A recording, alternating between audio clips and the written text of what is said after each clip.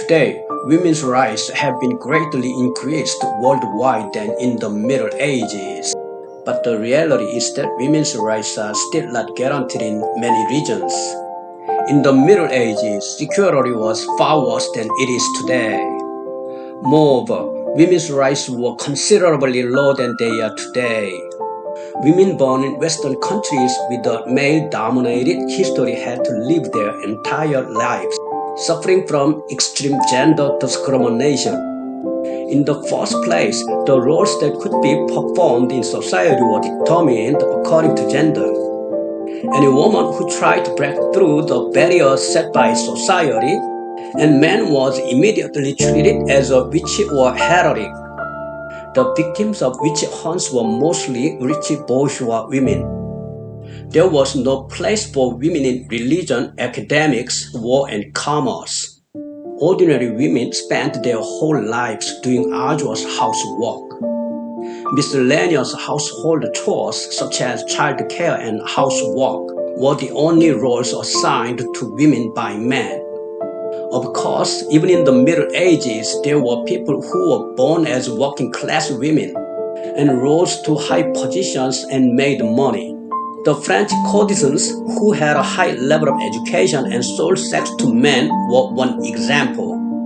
Although the courtesans enjoyed things that other common women could not enjoy, they were often criticized by society because they sold sex and deviated from the feminine ideal of virginity and chastity created by men. The brutal reality was that in order to occupy a high social position, they had to sell sex. Buying and selling sex was their own choice and may not have been a miserable reality, but the judgment they received from people was cruel. Medieval Europe was also a period of particularly Christian culture. What made the brutal reality even more horrifying was the state of contraception. In the Middle Ages, there was very little concept of contraception, so young women often had unplanned pregnancies. Contraception itself appeared only in modern times as women's rights expanded. So at that time, there was no other way to deal with a pregnancy than to have a baby. Pregnancy was often fortunate for a married woman, but for a divorced woman, it was practically a death sentence. Pregnancy was also a terrible circumstance for women who could not afford to have children.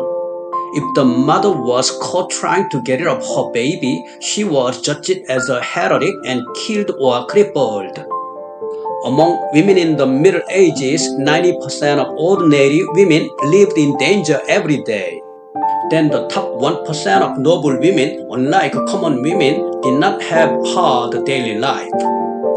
Compared to common women who had no time to rest for the moment they woke up, rich women lived much more relaxed and comfortable life. But this was the only advantage of noble women. If common women were treated like livestock or tools, noble women were treated like toys and pets. The rules that noble women had to follow were complicated and strict. Being sexually promiscuous was, of course, unforgivable, and they had to learn to sing and play an instrument to please their husbands. Above all, it was not acceptable for women to talk to men first or express their opinions, and the woman who brought up things to her husband first, no matter how unfair they were, was criticized for being disobedient. A woman could not talk to her husband recklessly, had no desire, and had to be obedient.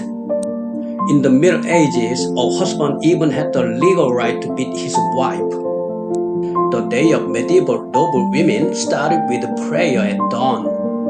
After waking up early in the morning and praying, she picked out a dress to wear for the day and was told what to do. When it came to the work of noble women, most of them supervised the work of maids or took classes. Noble women who had finished their work would gather and dine with other noble women. Noble women, of course, did not have a lot of conversation even when eating, and they had to talk mainly about domestic issues and art. Noble women did slightly different things after they ate, depending on whether they were married or single.